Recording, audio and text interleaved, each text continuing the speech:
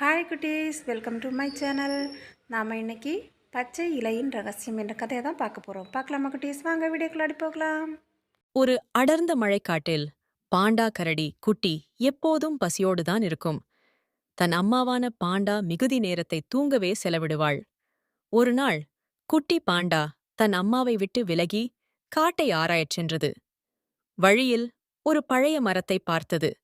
அந்த மரத்தின் கிளைகளில் பளபளக்கும் பச்சை இலைகள் நிறைந்திருந்தன. இந்த இலைகள் எவ்வளவு அழகாக இருக்கின்றன என்று குட்டி பாண்டா ஆச்சரியப்பட்டது. ஆனால் அது அந்த இலைகளைப் பற்றி எதுவும் தெரியாமல் இருந்தது. அப்போது ஒரு முயல் அங்கே வந்தது. "ஏன் இவ்வளவு ஆச்சரியமாகப் பார்க்கிறாய் குட்டி?" என்று கேட்டது. குட்டி பாண்டா தன் கேள்வியை முயலிடம் கூறியது.